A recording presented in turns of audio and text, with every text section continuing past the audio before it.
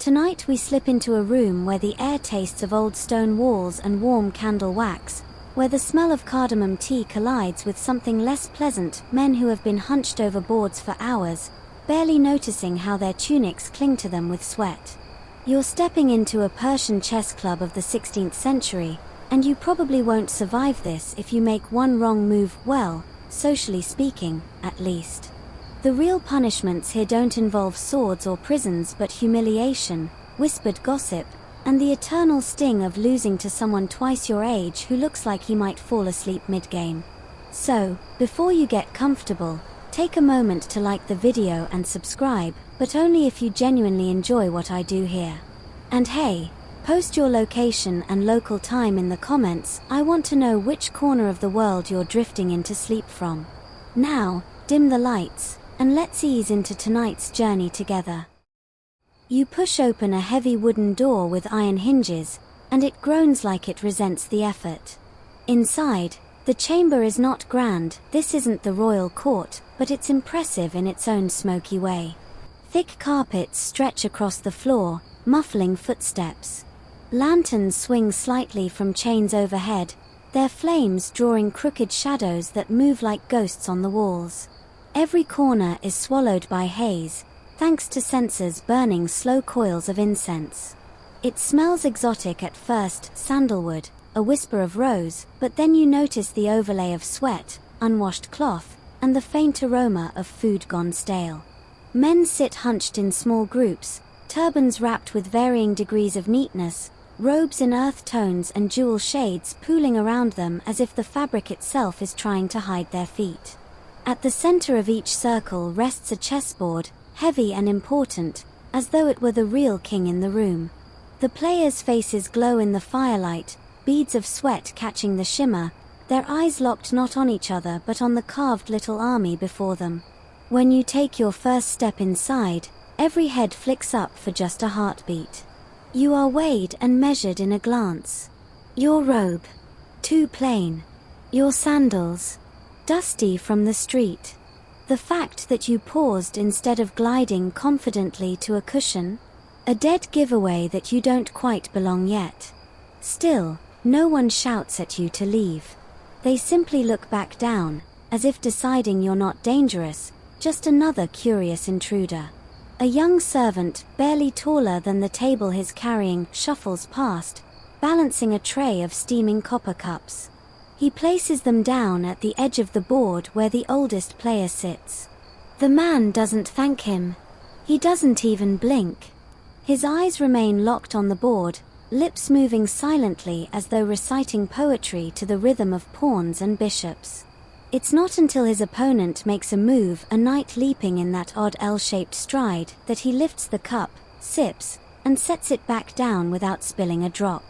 You feel the weight of history in this room.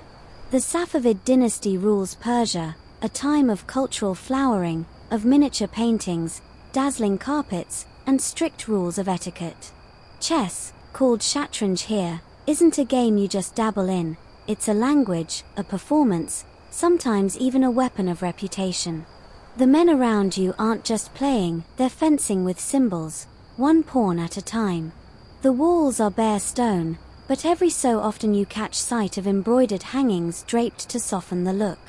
The colors, deep indigo, faded crimson, are muted in the lamp's glow. Someone coughs. Someone else murmurs a line of poetry under his breath, perhaps Rumi, perhaps Hafez. It's not unusual.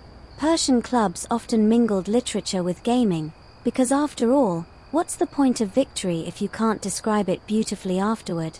Historians still argue whether these clubs were strictly recreational or semi-secret gatherings where politics brewed beneath the veneer of entertainment. It's not hard to imagine, you already sense the tension running beneath the soft laughter and careful movements. The way one man narrows his eyes at another across the board feels more like a duel than a pastime. A detail you wouldn't expect, some of the players smear a touch of rosewater on their fingers before the games. They say it sharpens the mind, wards off evil, and keeps the pieces from slipping. That's the official explanation. Unofficially, It's probably just because sweaty fingers and carved ivory don't mix well. But the ritual persists, and if you were to join, you'd better pretend it makes sense. At one board, a younger man, he looks maybe 20, thin mustache, bright eyes, leans forward too eagerly. He nearly bumps the board, and immediately an elder clears his throat. The sound is sharp, cutting through the murmur of the room like a sword being unsheathed. The young man pulls back, cheeks red. Lesson learned, you do not jostle the board. These pieces are more sacred than your dignity. You shift slightly and realize that even as a bystander, you're part of the ritual. You're expected to move quietly, to keep your hands folded, to breathe in a way that doesn't disturb concentration. Even your shoes must not scuff the carpet too loudly. This is not a tavern game. This is a temple of strategy. Outside, the night is still, a faint wind rattling wooden shutters. Inside, time feels different, as if every minute stretches into an hour while players mull over their moves. You might think the slow pace would bore you, but oddly, it draws you in. The silence has weight, broken only by the soft clink of a cup being set down or the subtle scrape of wood on wood as a pawn inches forward. And then, just as you're beginning to fade into the background, a man with a long, hawk-like nose turns his gaze directly toward you. His eyes are sharp, measuring. Without a word, he nods toward an empty cushion near his board. You realize the smoky chamber isn't just letting you observe. It's inviting you, testing you, to see if you'll dare sit down and enter this world of rules, rituals, and reputations. The question is, are you ready to take that seat? You lower yourself onto the cushion, careful not to flop like an amateur, and instantly realize two things. First, these cushions are thinner than they look, your knees already complain. Second, every eye in the little circle lands on you like arrows. Nobody says hello. Nobody asks where you're from. They simply let the silence thicken, waiting to see whether you'll sweat under the weight of it. The hawk-nosed man who motioned you over leans forward, finally breaking the hush. His voice is dry, raspy, the kind that sounds like he's been lecturing novices since before you were born. He asks, though it feels more like a verdict, whether you understand what it means to sit in this chamber. You nod, though honestly, you're bluffing. At this point you'd nod if he asked whether you enjoy being roasted slowly over hot coals. Another man, older, with a beard that could hide small animals, chuckles under his breath. He explains, this is not just a room where bored merchants pass time. It's a society, a brotherhood, a club bound by unspoken contracts. To join, you must prove three things: intellect, patience, and coin. If you lack any one of them, the doors will always creak a little louder when you enter, as if mocking you. The first requirement, intellect, isn't about solving riddles in an instant. It's about knowing when to hold your tongue. Around here, players quote poetry, cite history, and occasionally reference obscure Persian proverbs that you've never heard in your life. If you can't at least smile knowingly and pretend you've read that exact stanza of Ferdowsi, you'll stick out. One wrong response, and you're branded the clueless outsider who doesn't get the joke. Patience is the second. You think you're patient. Wait until you've watched two men stare at the board for 40 minutes, move a pawn one square, and then refill their tea as if nothing happened. The Safavid-era style of play is slower than modern chess, with more emphasis on maneuvering than quick exchanges. Historians still argue whether this deliberate pacing came from cultural preference or simply from the sheer terror of making a mistake in front of peers who would never let you live it down. Either way, if you sigh too loudly, you'll be shown the door faster than you can say checkmate. And finally, coin. Yes, you'll need money. Not always for gambling, though that happens plenty, but for buying rounds of tea, paying for the upkeep of the boards, and most importantly, for gifts to the elders. The man with the hawk nose doesn't sugarcoat it. You'll pay dues if you want to sit at their tables. It's not corruption, it's tradition. At least, that's how they justify it. Here's the quirky part. sometimes intellect, patience, and coin get tested in bizarre ways. You might be asked to recite a verse of poetry backward, just to show memory and composure. You might be forced to sit through a 2-hour lecture on opening strategies without dozing off, a kind of endurance trial. Or, in one legendary case, an initiate was told to balance a pawn on the back of his hand while standing perfectly still. If it fell, so did his chances. Was that story true? Hard to say. But the old man's beard wiggles with amusement as he recounts it, which makes you think it's at least plausible.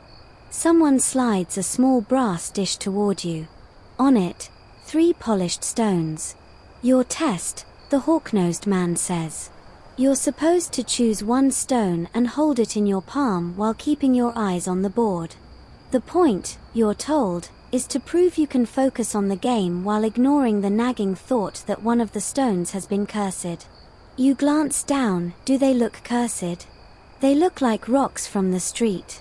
But everyone is watching, and you know the real test is whether you can make the choice without hesitation.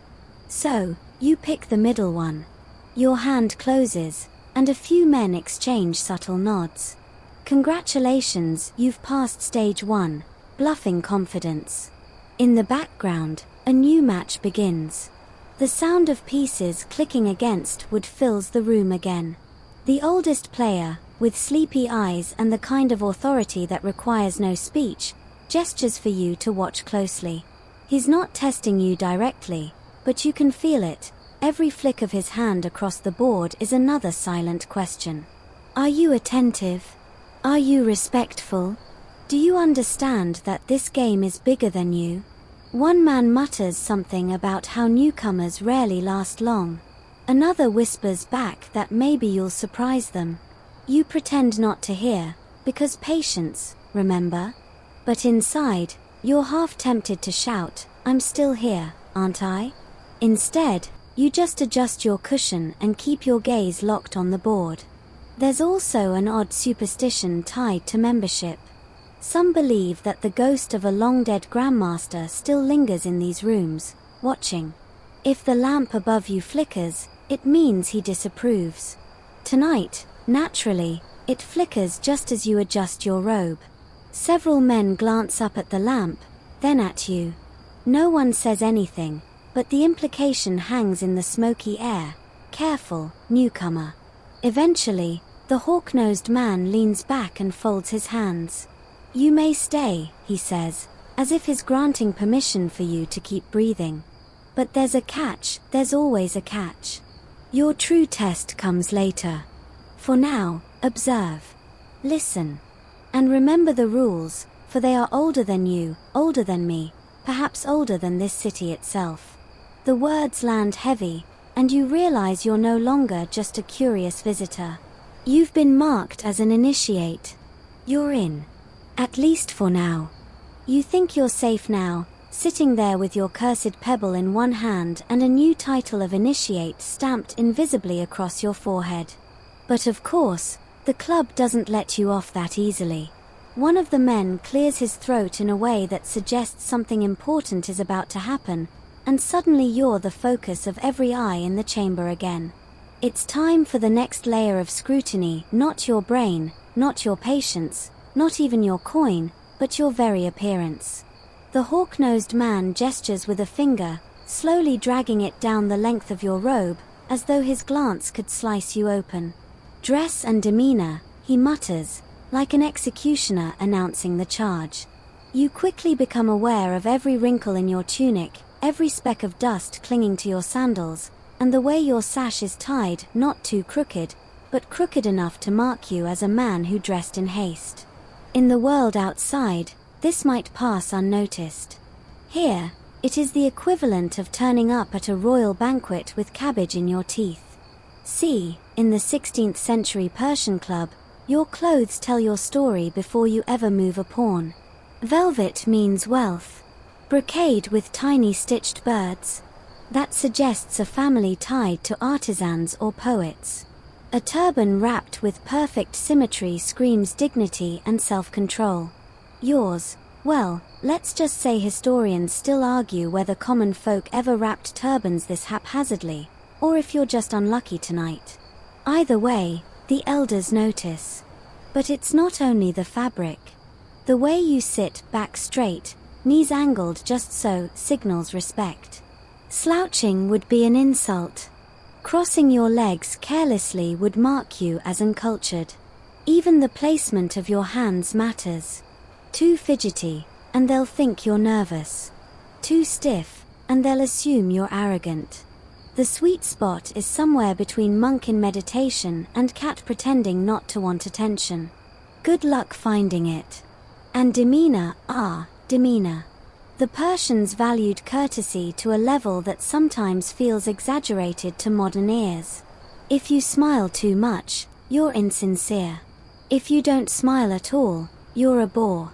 Your voice should never rise above a polite murmur, unless quoting a verse of poetry, because apparently the laws of acoustics bend for Hulfes. Even your eyes must be trained.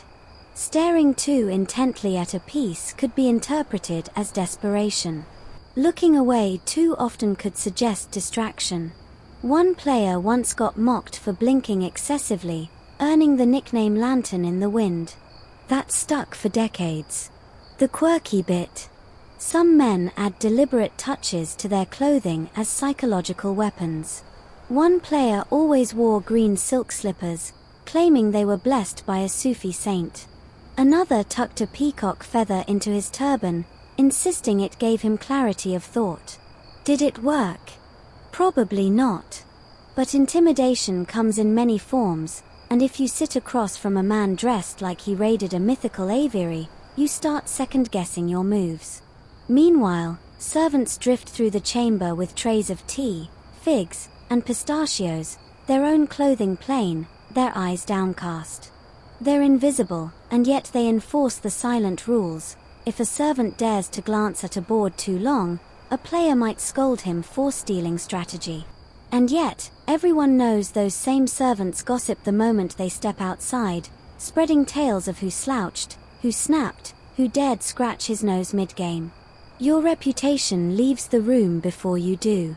There's also a layered hierarchy in fabric itself. Wool marks you as practical, ivory silk as wealthy, and patterned cotton as cultured. If you want to survive this club, you'll need to master not just the Sicilian defense but the fine art of wardrobe politics.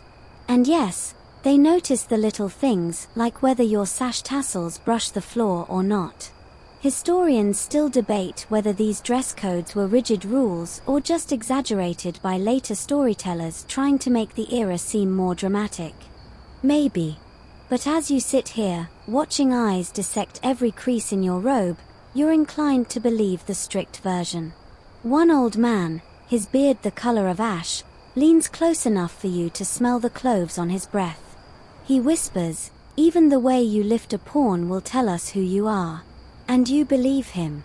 Because in this chamber, presentation is strategy. You're not just playing chess, you're playing yourself. So you adjust your robe, straighten your sash, and fold your hands neatly, praying to every saint, spirit, and forgotten ancestor that nobody notices the dust clinging to your sandals. The elders let you squirm in silence for a while, probably to test whether your knees will give out before your nerve does. Then, without warning, the hawk-nosed man snaps his fingers. A servant boy rushes forward, balancing something heavy wrapped in a length of embroidered cloth. He kneels, sets it down with exaggerated care, and slowly pulls back the fabric. There it is, the chessboard. Not the kind you've seen in taverns or markets, with crude markings scratched onto wood. This one looks like it was forged to outlive empires. The frame is carved from walnut, polished until it gleams. The squares are alternating inlays of ivory and dark sandalwood, smooth enough that your own reflection bends across them in the flickering lamplight. The smell of the wood rises faintly, sweet and resinous, as though even the board itself insists on being part of the room's sensory tapestry. The pieces are lined in two neat armies.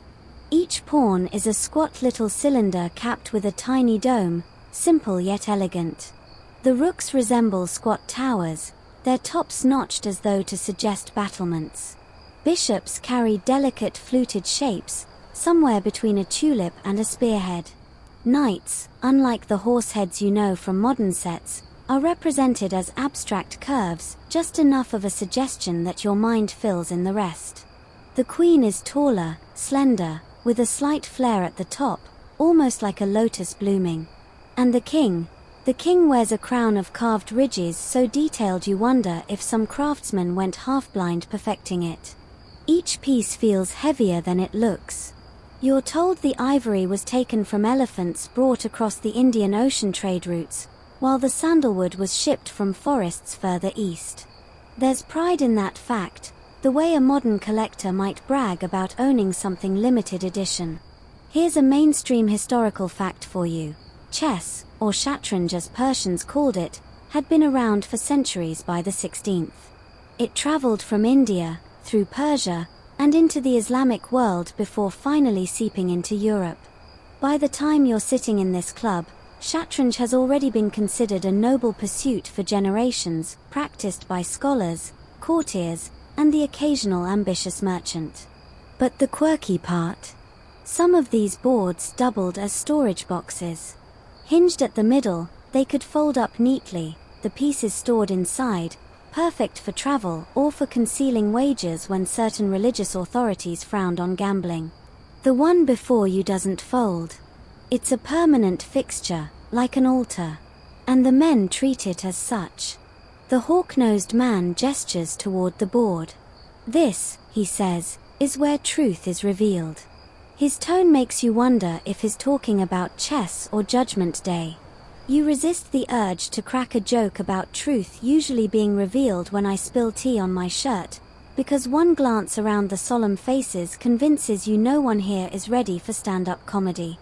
Historians still argue whether Persian players in the Safavid period modified the rules from classical shatranj toward the faster-moving modern chess. Some evidence suggests the queen and bishop had already gained their powerful European-style moves. Others argue that Persia held onto the slower, more methodical style longer. Either way, the pieces you see seem capable of both. The elders like to brag that their set could outwit both old masters and daring innovators. There's a subtle ritual in how the board is presented. Before a game, the players hover their hands just above the pieces without touching them, as if acknowledging their sacredness. Some even murmur a quick prayer. You notice one player subtly tapping the corner square with his finger before sitting back. Later, someone explains it's to wake the board, though whether that's an old superstition or just an inside joke isn't clear. One of the younger players leans toward you, whispering, "Don't ever drop a piece." His eyes are wide, deadly serious. Last man who dropped the king had to polish shoes for a month. You laugh nervously, but he doesn't crack a smile. Whether it's true or exaggerated, you suddenly feel your hand sweating just thinking about lifting a pawn.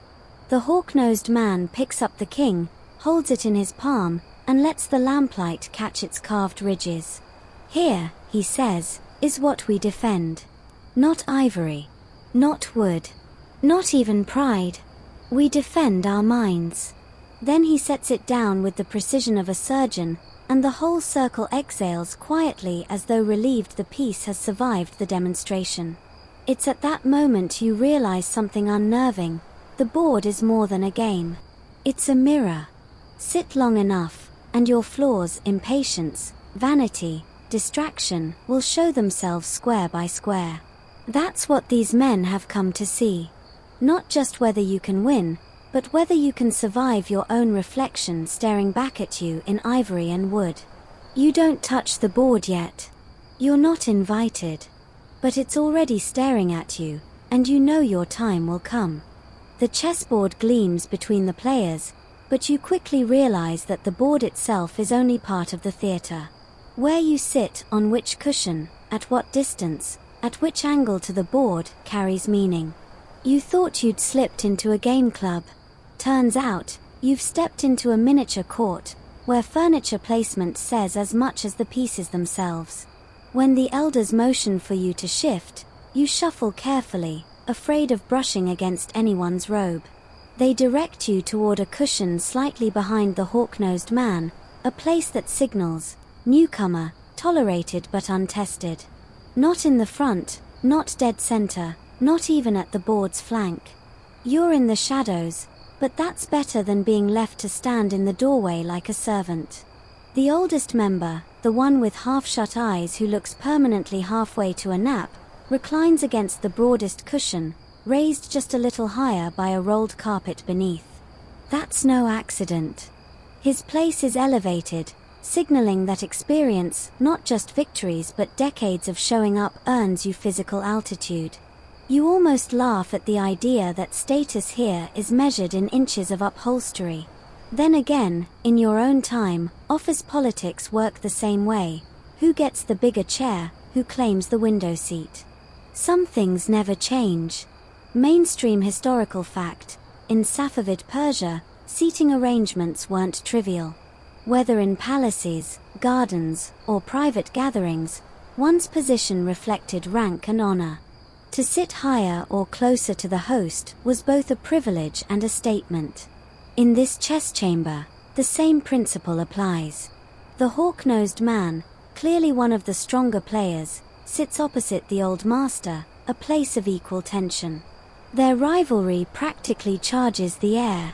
Two other seasoned men occupy the board's flanks, like sentinels, cushions slightly smaller but still plush.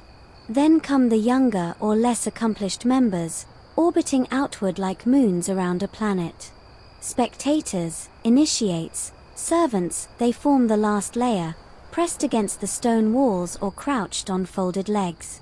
Quirky tidbit: one cushion is covered in a leopard pelt, its spots dulled with age. Supposedly, it once belonged to a governor who lost badly in a wager. The cushion was seized and has since become a permanent seat for the reigning champion. Tonight, that cushion is empty, its absence as symbolic as its presence. Everyone knows it's waiting for the next rightful occupant. Your posture matters just as much as the cushion. You're expected to lean forward slightly, showing interest, but not so far that you cast a shadow on the board. Shadows are considered rude, as though you're intruding on the player's line of sight. Cross your legs too tightly, and you look defensive. Stretch them too far, and you risk kicking a priceless board leg. The pressure is enough to make you reconsider ever sitting again. Historians still argue whether these rituals were formalized rules or simply cultural habits exaggerated over time. Some scholars claim detailed hierarchies were an invention of storytellers. But as you sit in this chamber, watching how even the servants place trays at very specific angles, you're inclined to believe the strict version. At one point, a latecomer enters. He bows low, mutters an apology, and immediately settles onto a cushion near the farthest wall. No one tells him to sit there. He just knows. The room's geometry is engraved in the minds of all who belong.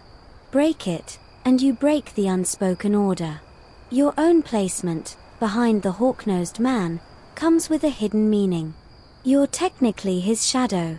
Any mistake you make reflects back on him. If you fidget too much or breathe too loudly, it's his dignity that suffers. You realize now why he smirked when gesturing you into place. He's not only testing you, he's showing the others he can control even an unpredictable newcomer.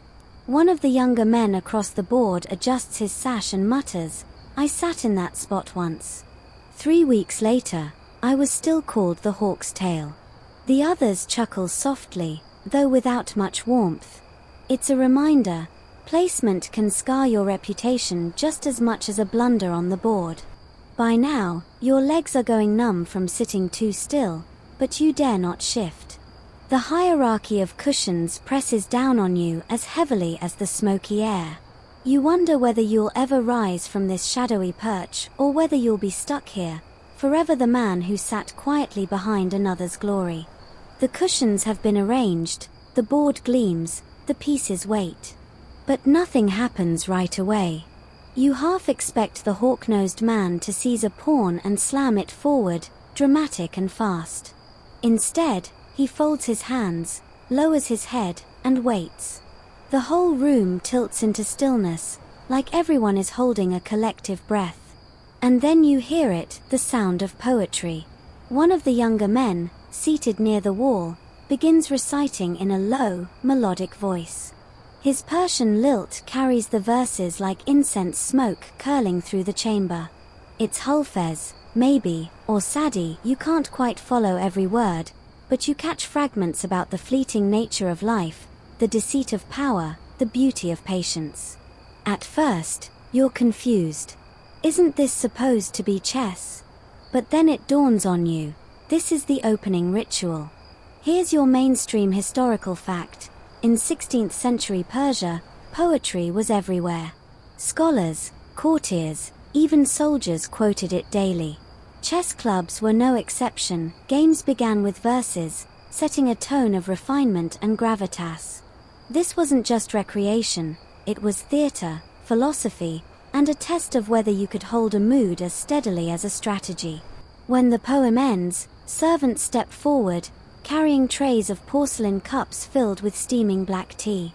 Not the mint-sweet brew you might expect today, but a dark, slightly bitter drink, infused with cardamom pods.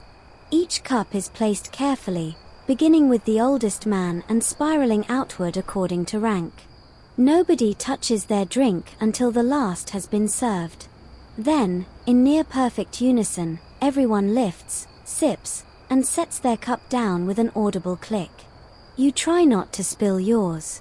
Of course, a drop trembles at the rim, and you panic. Luckily, it slides harmlessly back inside. You breathe again. The hawk-nosed man now gestures toward the lamps. Another servant glides by, trimming wicks and adjusting flames. The ritual is strangely precise. No shadows must fall directly across the board, and no flame should burn so low that it flickers restlessly.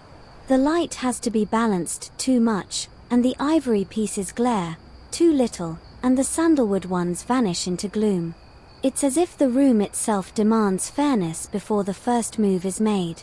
Quirky tidbit: one elder insists that a certain lamp must always be lit first, the one carved with a crescent on its copper base.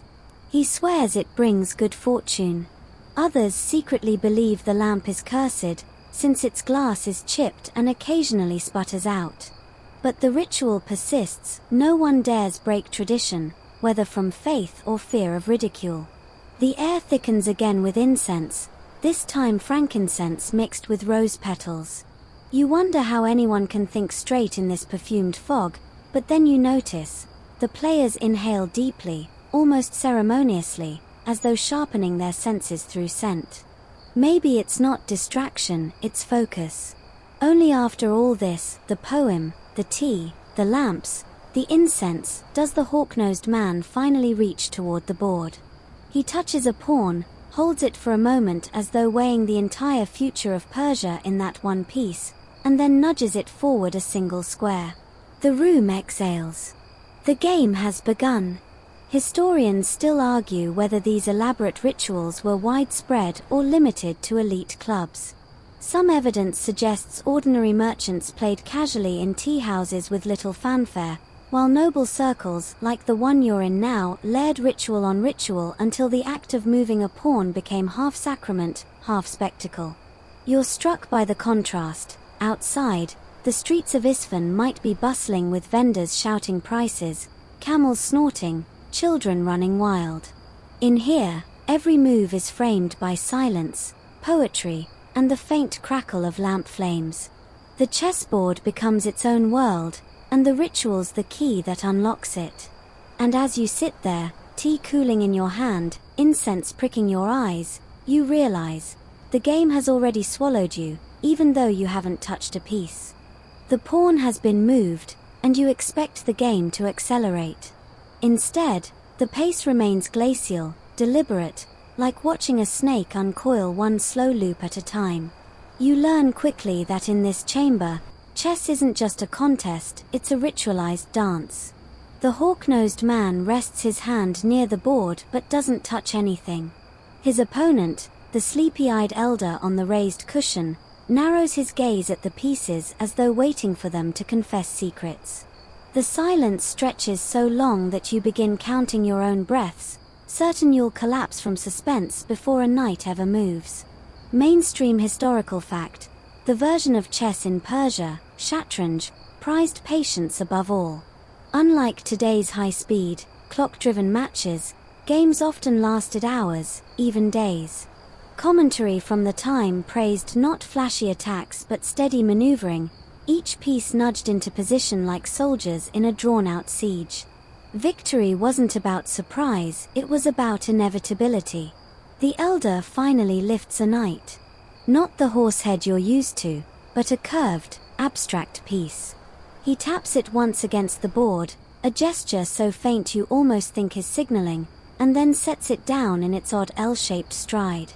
The room stirs, men shift, servants glance at each other, someone exhales as if a curtain has lifted. This one tiny move feels monumental, the way a king signing a treaty would. You realize, too, that the rules here go beyond the actual mechanics of chess. Players must move with one hand only. They must never linger their finger on a piece once placed. And they are forbidden to snatch a captured piece too aggressively. Doing so is considered bad manners, like slamming a door in someone's face. The quirky part: sometimes players test one another with jokes disguised as moves. One story you overhear involves a player deliberately hovering his hand above a pawn for several minutes, making everyone think he'd chosen it, then casually selecting a completely different piece. The room had erupted in scandal, half the members insisting he'd broken etiquette, the other half laughing at the cleverness. To this day, they still bicker over whether it counted as cheating or brilliance. As the match unfolds, you notice that silence dominates, but it isn't an empty silence. It's full of signals. A raised eyebrow at a risky move. A cough that suggests disapproval. A faint chuckle when someone's trap springs shut. The entire room participates in the rhythm, like an orchestra where only two men play instruments but everyone else hums along. Historians still argue whether Safavid-era chess included written rules of conduct or whether the culture itself enforced them without needing ink and parchment. Either way, the effect is the same. You're less watching a game than witnessing a ritual where every gesture carries centuries of weight. And then, just when you're lulled by the quiet, the hawk-nosed man leans forward and whispers something sharp, a taunt, a proverb, maybe both. The elder raises his eyes, unamused, but doesn't answer. The room chuckles softly, and you sense a rare crack in the solemn facade. Even in this temple of patience, wit is allowed to spark.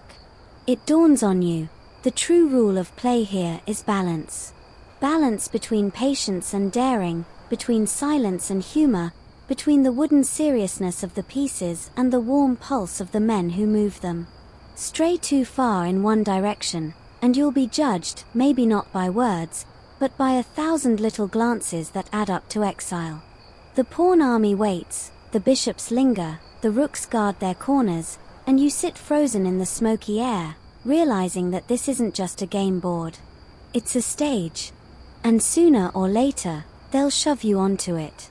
The game inches forward like a caravan in the desert, slow, deliberate, carrying treasures you can't yet see.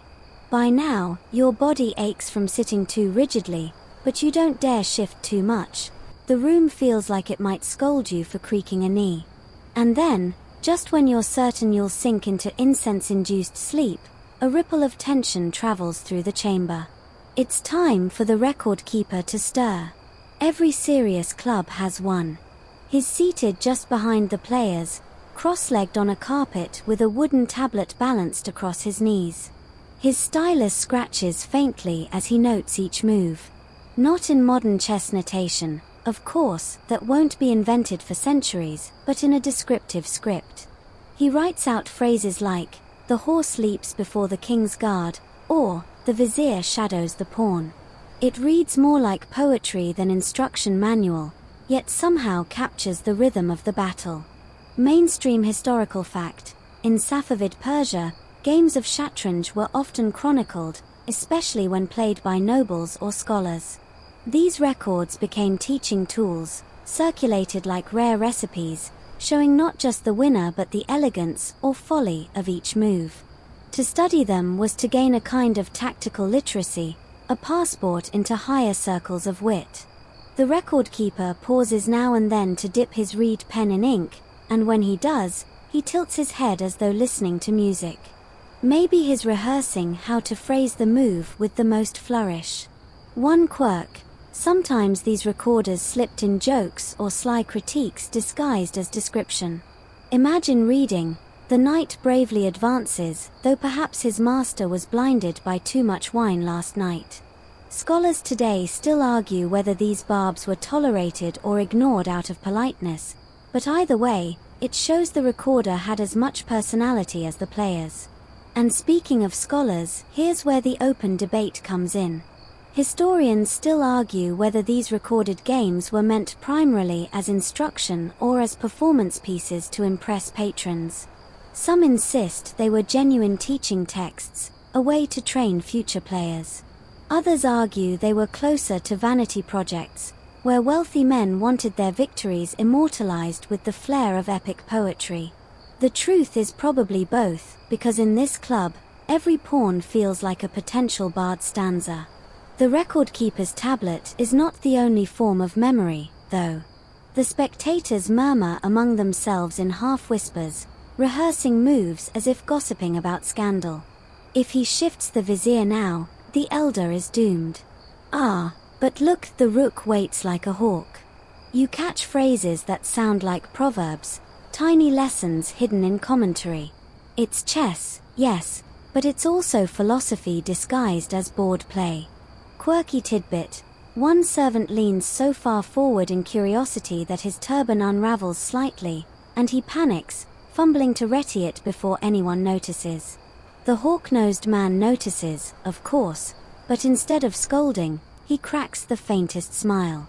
You realize something wild: he's using the servant's slip as part of his own bluff, pretending distraction while secretly plotting his next move.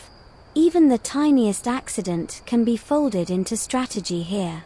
You sip your tea, which has gone lukewarm, and it tastes oddly metallic now. Still, you drink, because somehow the bitterness sharpens your focus. The board before you feels almost alive, as though the pieces themselves understand they're being immortalized on that wooden tablet. Move too rashly, and your mistake will live forever. That's a lot of pressure for ivory and sandalwood soldiers. The record keeper scratches again. His stylus whispers across the surface, recording the moment.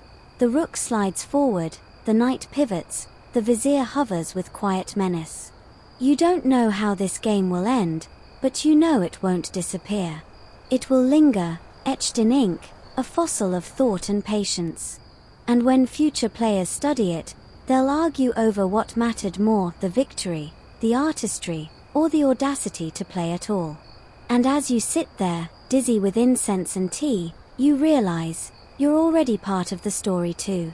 Not in ink yet, but maybe in someone's memory, the stranger who watched, wide-eyed, as though the board might swallow him whole. The board has become a battlefield of whispers and waiting, but your eyes begin to drift beyond the ivory and sandalwood soldiers. You realize that the chess itself is only half the theater. The real show, the deeper rules of this Persian chess club, play out in the etiquette of the audience. Spectators here are not idle. Every flicker of their gaze, every shift of posture, is a silent comment. You spot one younger man, no older than 20, leaning forward too eagerly. The elder beside him tugs discreetly at his sleeve, pulling him back. You understand the message: enthusiasm is fine, but eagerness can be mistaken for disrespect. This isn't a tavern dice game. You don't cheer when a rook pounces. Mainstream historical fact: in Safavid Persia, public games of shatranj were often attended by scholars, poets, and even merchants. Observing wasn't just entertainment, it was considered intellectual training, a way to sharpen one's wits by studying the subtleties of strategy. Spectators could even gain prestige by being known as clever commentators. Imagine your social reputation hinging not on what you wore, but on how wisely you described a pawn's fate. The unwritten law is simple. You may murmur to your neighbor, but never directly interrupt the players. One cough at the wrong moment could shift the flow of concentration, and that could earn you a glare sharp enough to freeze you mid-sentence. You wouldn't want the hawk-nosed man's attention turning on you. Quirky tidbit: you hear that a few years back, a nobleman's parrot was allowed to sit in on a game. The bird learned to mimic the sound of the vizier's name and squawked it every time the piece moved. Some spectators insisted it was bad omen, others laughed so hard the match nearly collapsed. To this day, older members still roll their eyes whenever anyone even mentions parrots and chess in the same breath. Here's where it gets interesting. Historians still argue whether spectators were allowed to secretly signal moves to favored players. Some claim hand gestures, coughs, or shifting turbans were coded hints, while others dismiss this as romantic exaggeration. You watch closely now and notice a man stroke his beard 3 times just as the hawk-nosed player studies his knight. Coincidence or coaching? You'll never know, but your suspicion lingers. The room itself enforces balance. Too noisy, and you're frowned into silence. Too quiet, and someone will make a joke or drop a proverb to stir life back in. The whole space is like a heartbeat, steady, unspoken, essential. You're caught in it now, your breaths syncing with the tempo. And then, disruption. A servant sneezes, loud and uncontained. The sound echoes like a drumbeat through the hall. Everyone freezes.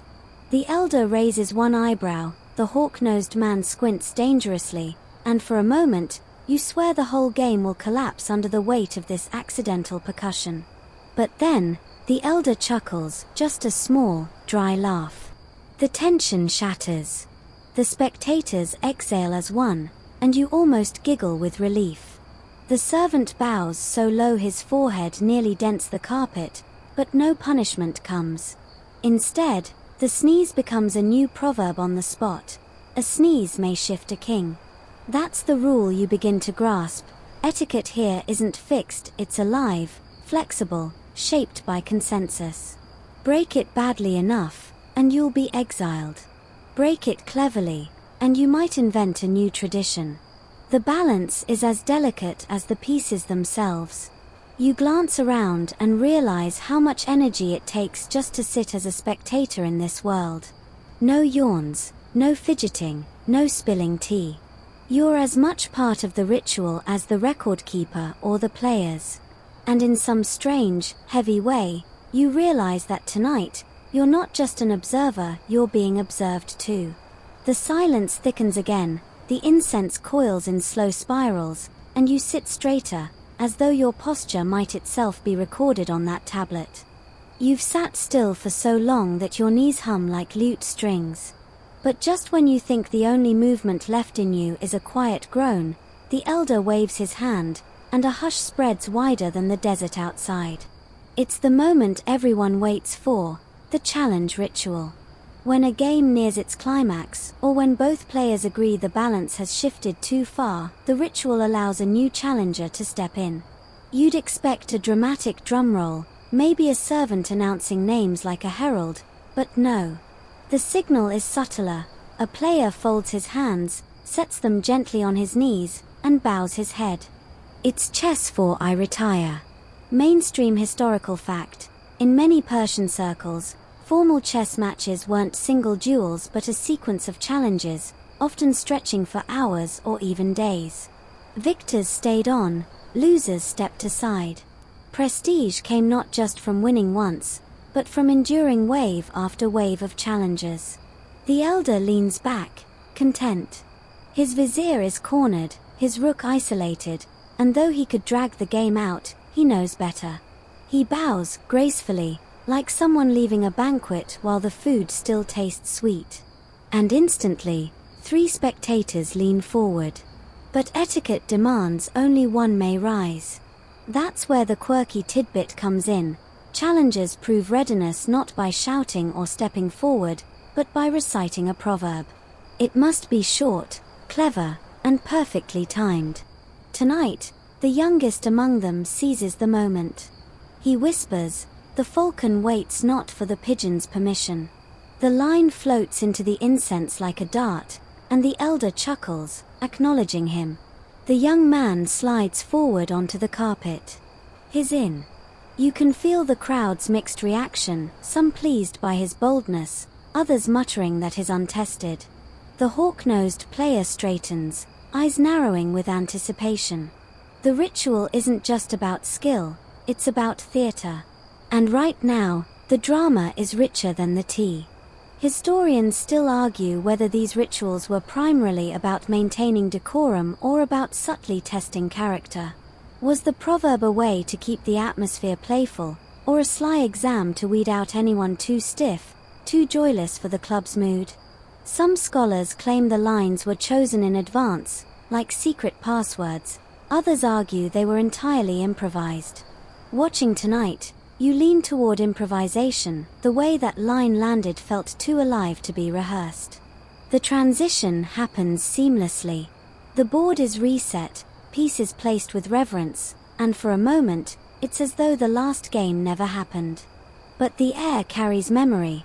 You can sense the weight of the elder's choices still hanging there. And as the young challenger flexes his fingers nervously, you can't help but wonder whether the ghosts of past moves whisper advice into his ear. There's a joke whispered among the crowd, light enough that even you catch it. Someone mutters, "Let's hope his proverbs are stronger than his pawns." A ripple of laughter, quickly stifled, because no one wants to spook the boy before his first move. You watch, fascinated, because here the rules are not written on parchment but stitched into rhythm. Bow, proverb, reset, silence. The ritual is both predictable and fragile. Miss one beat, and you might embarrass yourself forever. And yet, when performed well, it feels less like rule following and more like poetry in motion. As the boy touches the first pawn, sliding it forward, you notice your own breath catch. The room leans with him, the audience both rooting for and against him, the record keeper's stylus ready to carve his fate into permanence. And you, still the stranger at the edge of the carpet, realize something eerie. The longer you stay, the more you feel those unwritten rules tugging at you too. If you were to rise now, to whisper a proverb, would they let you play? Or would the hawk-nosed man's eyes pin you to the wall? Best not to test it, not yet. You're still learning the choreography. The incense swirls. The tea cools. The ritual has been satisfied, the challenge accepted, and the game resets. You lean in once more, realizing that in this club, rules aren't cages, they're threads in a tapestry, holding the performance together so that the night may stretch endlessly, like the stars just beginning to blink awake outside.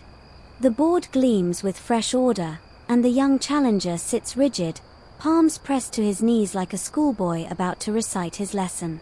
Around him, the veterans settle back, eyes sharp, waiting not only for his moves but for the subtler thing, his composure. Because here, in this club, composure is worth as much as calculation. He pushes his pawn forward, steady but maybe too quick. The hawk-nosed man, now his opponent, raises one brow. A murmur rustles through the spectators, as if they can already smell the boy's nerves. You realize, this is where the etiquette rules bite hardest, not in triumph, but in testing how gracefully you stumble.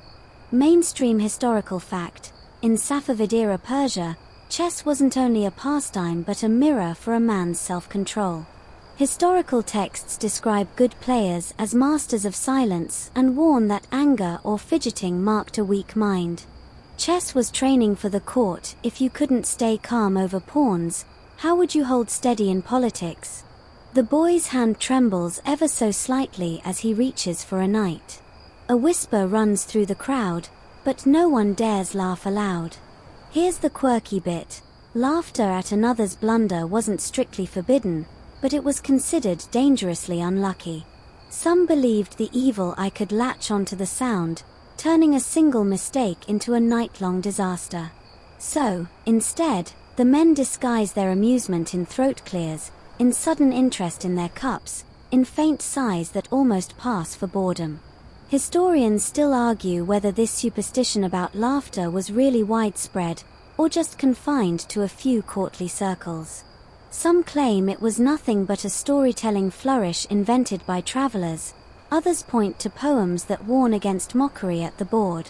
You sit there, unsure what's true, but the way these men suppress their smirks makes you think the superstition is alive and well tonight. The hawk-nosed man moves with unnerving leisure, his fingers gliding like they have all the time in the world. He doesn't just play a piece, he poses it, sets it down like a jewel in a case. And he does it without looking at the boy, which is somehow worse than a glare. It's the unspoken etiquette of dominance. I don't even need to look at you to dismantle you. The boy, to his credit, straightens his back and places his counter-move more slowly this time. You catch a flicker of approval in the elder's eyes, watching from his cushion. Clearly, the boy has been coached. The room respects a quick learner. Then comes the joke for this round. A grey-bearded man leans toward his neighbor and whispers, if his pawns march as fast as his nerves, we'll be home by dawn. His neighbor nearly chokes on tea but covers it with a cough. It's not cruel, it's the club's way of venting tension without fracturing the ritual's dignity. You find yourself smiling too, grateful for the levity. You begin to notice the rhythm of correction built into the rules. Slip up, move too fast, sigh too loudly, hesitate too long, and someone will not scold you outright, but nudge you with a raised brow, a soft cough, a proverb murmured just loud enough. The etiquette here doesn't punish, it shapes. It's like being pressed into a mold, until even your smallest gesture aligns with centuries of expectation. And then the boy surprises you. After a series of cautious, almost timid moves, he sacrifices a knight boldly, planting it deep in enemy territory. Gasps flicker around the room. It's reckless, probably unwise, but also thrilling, like watching a sparrow dive straight into a storm. The hawk-nosed man pauses, eyes narrowing, and for the first time, you see him genuinely consider. The boy lowers his gaze, his face a mask of calm, though his hands, clasped in his lap, clench tight enough to whiten the knuckles. The room holds its breath, waiting to see not whether he'll win, but whether he'll survive the etiquette test intact. And that's when it clicks for you. The most unforgivable mistake here isn't losing. It's losing your dignity. As long as the boy bows out gracefully, like the elder did before him, he'll walk away with honor intact, perhaps even a whisper of respect. But should he scowl, fidget, or, heaven forbid, slam a piece, he'll be remembered forever as the one who cracked under the gaze of the club. The incense curls thicker, the game presses forward, and you feel the invisible walls of etiquette closing in on you too. Even as an outsider, you sit straighter, breathe quieter, and move not at all. The club is shaping you, one patient minute at a time. The boy's night sacrifice echoes through the chamber like a shout in a cathedral. Every gaze lingers on the board, and you notice something unsettling. People aren't only watching the moves, they're watching each other. The game is a mirror, but the reflection stretches beyond the chessboard. You suddenly realize this room is less a club and more a training ground for politics, wrapped neatly in sandalwood and silence. Mainstream historical fact: in 16th century Persia, chess often served as a metaphor for governance. Safavid courtiers studied it not simply for entertainment but as a rehearsal for diplomacy and war. Chroniclers wrote about rulers who judged character by how men played the game. Rash moves suggested recklessness in politics, while quiet patience hinted at the ability to govern wisely. The hawk-nosed man, clearly savoring his advantage, captures the sacrificial knight with a flourish. But his eyes flick sideways, not toward the boy, but toward a cluster of elders lounging against the wall. Their slight nods and folded arms look less like spectators and more like a council. You understand now, Every move is also a coded message to allies and rivals in this smoky hall. Quirky tidbit: records tell of Persian nobles who recruited chess partners specifically to test alliances. In some accounts, a man could offer his rook in sacrifice just to signal loyalty, or refuse such an offer to hint at suspicion. Imagine trying to balance friendship, politics, and pawns all at once. It wasn't just a game, it was practically espionage with carved ivory pieces. Historians still argue whether these stories are exaggerated court gossip or real practice. Some insist no one risked statecraft on a board game, others say the metaphor was too perfect to resist. After all, wasn't the Shah himself often compared to a king on a chessboard, powerful, yet reliant on his army's arrangement? As you watch, you sense the parallels. The hawk-nosed man isn't just beating a boy at chess, he's demonstrating to the club that he remains sharp, commanding, and crucially, politically useful. The elders see it, and so do you. This isn't just about pawns, it's about position. The boy seems to notice, too. His next move is less daring, more defensive. He folds inward, not simply to protect his king, but to avoid further exposing himself politically. His hands are steady now, but you sense he has shifted from aspiring challenger to careful survivor. And in that shift lies the essence of the club's rules: play boldly enough to prove courage, but wisely enough to prove restraint. You must dance between showing teeth and showing patience, as if the board were a miniature battlefield in which every mistake echoes beyond the room. Someone behind you chuckles softly, muttering, "Better he blunders a bishop than a province." The line gets a ripple of knowing smiles, though no one dares laugh outright. It's funny, but it's also true. You feel the weight of that truth pressing in. This place is rehearsal for more than games. The hawk-nosed man presses forward with methodical cruelty, piece by piece dismantling the boy's defenses. Yet his face shows no triumph, no smugness. That's another rule you've absorbed: victory must appear inevitable, not gleeful. To celebrate would make you look desperate. To finish quietly makes you look powerful. It's the same with politics: the strongest ruler is the one who doesn't need to shout about it. The boy bows his head slightly as his position collapses. The game has become unwinnable, but still he plays on, placing each piece with respect, refusing to surrender prematurely. The silence around him feels like judgment, yet also like approval. It's better to go down slowly, preserving grace, than to topple rashly. You imagine a Persian courtier returning from such a night, his performance reported back to patrons or even whispered into the ear of a minister. One evening of clumsy etiquette could end more than a game. It could curdle alliances, or worse, make enemies. The hawk-nosed man at last corners the king. The boy tips it with 2 fingers, bowing his head low. No applause follows. Just silence, then the scrape of cups being refilled, the crackle of the brazier, and a few tired sighs. Victory isn't cheered here, it's absorbed, like a lesson written on the walls. You find yourself leaning back, processing the realization: tonight, you're not in a chess club at all. You're in a chamber of politics disguised as leisure, where pawns march like soldiers, rooks guard like citadels, and every glance is a maneuver. And you wonder quietly, if you ever sat at that board, would you be playing chess, or would chess be playing you? You barely have time to breathe before the next layer of strangeness reveals itself.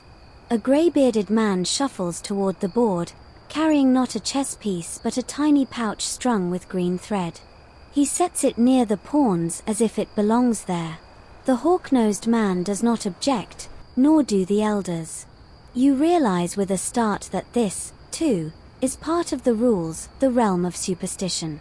Mainstream historical fact: Persian culture of the 16th century brimmed with belief in omens, talismans, and divine favor. Astrology guided military campaigns, poets scribbled charms into their verses, and yes, chess players often leaned on rituals to steady their nerves. Even though the game was a test of strategy, Players rarely separated mind from spirit. The pouch is opened, revealing a pinch of saffron threads mixed with crushed lapis lazuli. The old man sprinkles a little onto his wrist, then touches his forehead, as if to seal in luck. You try not to smile, but the thought strikes you. Here's a man who believes a dash of spice might keep his bishop alive. Quirky tidbit. One traveler's diary mentions Persians who believed the D6 square, the sixth from the corner, was unlucky because it lay beneath the gaze of Saturn. To counter this, they'd sometimes whisper a verse of the Quran before moving on to it. Imagine pausing your match at a modern tournament to chant before sliding your rook forward. Awkward, yes. But here, totally normal. Historians still argue whether these practices were widespread or merely embellishments by amused outsiders. Some say Persian players were rationalists at heart, with superstition layered on for flair. Others insist such charms were taken deadly seriously, especially by gamblers who had real coin riding on the outcome. The grey-bearded man sits and begins his game, but you notice how every few moves he strokes the pouch, as though petting a nervous cat. His opponent, a tall figure with jet-black hair, counters with his own ritual. Before each capture, he mutters a quick prayer under his breath. The words are too fast for you to catch, but the rhythm is unmistakable. Around the room, smaller gestures reveal themselves. One man twists his ring clockwise before moving a queen. Another refuses to touch the board with his left hand at all, keeping it clenched in his lap like a guilty secret. Someone else insists on sipping tea only after moving, never before, lest the tea cool the mind. You almost laugh, but then remember how athletes today wear lucky socks or avoid stepping on certain lines. People haven't changed much, really, they just trade pawns for basketballs. The game between the greybeard and the black-haired man grows heated. Each piece captured seems to trigger louder mutters, quicker charms, deeper breaths. For a moment you wonder if the winner will be determined not by calculation but by whichever ritual holds firmer tonight. And yet, beneath the incense, a strange beauty lingers. These men are weaving personal fears and hopes into a game that already mirrors life. By laying charms on the table, they admit what most never do: strategy alone feels too fragile. Everyone, no matter how wise, still craves a little help from the unseen. The boy who lost earlier watches intently, his face unreadable. Does he scorn these rituals as childish, or does he secretly wish he had carried a pouch of saffron himself? You can't tell. But the longer you stay, the more you suspect that following these unspoken superstitions might be as vital as following the written rules. Break one, and maybe you offend the gods, or worse, offend the elders who believe in them. The black-haired man finally pushes his pawn forward to promotion, his lips moving in prayer. The greybeard grimaces, shakes his pouch, but the talisman stays stubbornly silent. With a resigned sigh, he tips his king. No candle flickers, no thunder rumbles, but the defeat feels oddly supernatural. You catch yourself glancing at your own hands. If you sat down next, what ritual would you invent to survive? Would you hum a song, tap the table 3 times, or trust your luck raw? The thought makes you shiver. Maybe the scariest superstition is the one you don't have when everyone else does. The rituals fade with the smoke, but you don't get long to settle. Now the air grows sharper, charged with something heavier than incense or saffron, stakes. You've seen pawns fall, knights leap, and men mutter charms, but tonight you learn that the Persian chess club was more than a parlor of polite pastime. It was also a theater of wagers, deals, and consequences that could reach far beyond the board. Mainstream historical fact: in Safavid Persia, games of skill often doubled as opportunities for gambling. Dice, cards, backgammon, and chess could all involve wagers, sometimes coin, sometimes goods, sometimes favors. Chess was considered more respectable than dice, since it wasn't left to chance, but that only made the wagers subtler, cloaked in the veneer of intellect. You notice a hushed conversation near the cushions. A merchant, with fingers heavy from gold rings, slides a purse across the carpet. His opponent, a scholar with ink-stained sleeves, doesn't push it back. Instead, he places his turban's jeweled pin atop the purse, as if to say, "I match you." Nobody interrupts. The elders simply watch, eyes gleaming. For them, this is as normal as two rooks staring across the board. Quirky tidbit: some sources claim Persians would bet not only money, but poetry. A lost game could mean you owed the victor a freshly composed ghazal by sunrise. Imagine losing to your rival and spending the night rhyming love metaphors just to settle the score. Your embarrassment might sting longer than losing silver. Historians still argue whether high-stakes wagers were common among the upper classes or mostly confined to merchants and gamblers. Some insist nobles avoided coin betting to maintain dignity. Others argue that their wagers simply took more abstract forms, like influence, introductions, or favors whispered behind silk curtains. Whatever the truth, you can feel in this room that wagers, spoken or not, hang over every move. The scholar advances his knight. The merchant squints and tightens his jaw. A servant ladles tea with unusual care, as though the tiniest spill might tilt the god's judgment. Around you, the men lean forward, their silence heavy with expectation. You realize the true rule of this chess club: nothing is ever just a game. The merchant captures the knight. A grin spreads beneath his mustache. He lifts the jeweled pin with exaggerated flourish, places it in his own lap, then leans back as if victory were already secure. The scholar flushes red but remains still, except for the flicker of his eyes. You sense the moment teetering on a blade. Either his strategy will deliver salvation, or his reputation, and maybe his purse, will crumple tonight. In the far corner, a different match erupts in laughter. One man slams down a captured rook, and his opponent groans. You overhear the joke: "Well, there goes your goat." Apparently, that game was wagered not in coins or jewels but in livestock. The loser tries to laugh, but you suspect his wife won't be amused when she finds one fewer animal in the pen tomorrow. Your thoughts drift uncomfortably. What if you were forced into such stakes? What would you put down? A shoe? A secret? The notion makes you clutch yourself tighter, because here, wagers feel inevitable, as natural as the incense curling overhead. The scholar makes his move. A bishop slides forward, sharp as a knife. Gasps ripple through the room: checkmate. The merchant freezes, hand hovering above his purse. He tries to laugh it off, but his rings clink nervously. With slow, deliberate fingers, he pushes the purse and the jeweled pin back toward the scholar. The scholar doesn't gloat. He bows slightly, as if to say the true prize was dignity, not coin. But you notice the way he clutches that purse when no one's looking. Dignity is nice. Silver is nicer. As the match ends, a murmur spreads, and you feel the weight of dozens of eyes. They've seen you sitting, listening, breathing their smoky air. Sooner or later, one of them will drag you forward.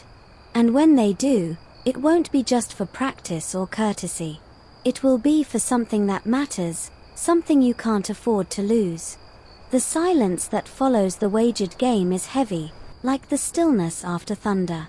You sense that something is about to shift, and sure enough, one of the elders, eyes sharp beneath bushy brows, gestures toward you. The gesture is small, almost lazy, but it carries the weight of command. You're being summoned. Your stomach knots as you rise. The others shuffle slightly, making space as though you're a lamb being nudged toward the slaughterhouse. You sit cross-legged across the board, the lacquered squares gleaming faintly in the low lamplight. The elder nods for you to begin, though of course, you have no idea what the etiquette requires. Mainstream historical fact: in Persian shatranj, the pieces weren't identical to the modern game. Pawns were the sarban, foot soldiers, rooks were ruck, chariots, bishops were fil, elephants. knights were forers, horses, and the queen as we know it today didn't exist. The closest piece was the Persian, vizier, a modest counselor who could move only one square diagonally. This made the game slower, more methodical, and less explosive than the chess you've grown up with. The elder sets up the board, explaining in clipped Persian terms what each piece represents. You try to follow, nodding gravely, but your mind spins. Elephants, viziers, chariots, this isn't the chess app on your phone. This is a living language carved into ivory and wood, and you've been asked to speak it fluently without ever having studied. The quirky bit comes when your opponent clears his throat and mutters a phrase that makes the room chuckle. You catch the word camel. Apparently, there's an old joke that foreigners who blunder at shatranj play as if they were trying to herd camels across a chessboard. You suspect you'll soon live up to that reputation. Your first move is clumsy. You push a pawn forward too quickly, almost knocking it over. A murmur ripples across the room. You swear someone snickers. The elder opposite you doesn't smile, but his eyes twinkle with the satisfaction of a teacher watching a student stumble. Historians still argue whether outsiders were truly welcomed into such circles, or if these rare moments were staged tests of humility. Some say foreign envoys were occasionally invited to sit at the board as a gesture of hospitality. Others argue the game was kept fiercely private, the outsider's role limited to watching. Whatever the truth, you are clearly tonight's entertainment. The game lurches forward. The elder plays with maddening patience, moving a single soldier here, a vizier there. You try to mimic his pace, but sweat slicks your palms. The pieces blur, the squares swim, and your pulse pounds louder than the scrape of ivory against wood. Every mistake you make, every premature move, every overlooked trap, draws a new round of suppressed chuckles from the men gathered around. But then something strange happens. As the game deepens, you stop worrying about humiliation. You start watching the elder's eyes instead of the board. You notice the way his gaze lingers before each move, the way his fingers hover but never hesitate. You begin to sense the rhythm, slow and tidal, like waves reshaping a shore. For the first time, you actually feel the spirit of shatranj, patience, inevitability, quiet power. You still lose, of course. Badly. One last rook sweeps across the board, and suddenly your king is cornered, helpless. Checkmate. The room exhales in unison, a soft chorus of finality. And yet, the elder bows his head slightly, as though you've passed some unspoken test. You didn't win, but you endured. You sat at the board, played your part, and gave them the story they wanted. In this club, survival is its own kind of victory. As you rise, dizzy and drained, the elder claps his hands. A servant refills the tea, the murmurs resume, and the board is reset for the next challengers. For them, the night continues. For you, it ends here, with the smoke, the laughter, and the faint taste of loss that feels oddly like acceptance. And so, the Persian Chess Club releases you. Not as a champion, not even as a worthy opponent, but as a witness who lived to tell the tale. Which, if we're honest, is more than most newcomers can claim. As the lamplight fades in that imagined chamber, you find yourself sinking back into the quiet of your own room. The pieces are no longer in front of you, but their shapes linger in your mind, the soldier pawns, the elephant bishops, the quiet vizier. They feel less like carved wood and more like shadows drifting through your thoughts, gentle reminders of patience and inevitability. You can almost still hear the murmur of the men, the soft scrape of ivory across lacquered squares, the faint clink of teacups. It's a sound that isn't sharp or urgent, but steady, like rain on a rooftop, lulling you into calm. Even the smoke of incense seems to cling to you, softer now, like a blanket draped over your senses. Your body relaxes as you imagine the slow rhythm of the game. Move, pause, breathe. Move, pause, breathe. A cycle that never rushes, never demands, never punishes. Just waits. Just flows.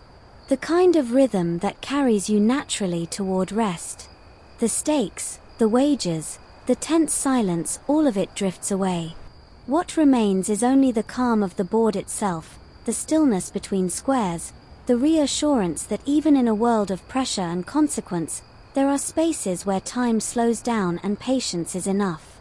So now, let your thoughts fade like the embers in the brazier, let your breath soften like the hush after laughter, and let your body sink deeper into the warmth around you. There is no match to play anymore, no eyes upon you, no move demanded. Only rest, only quiet, only sleep.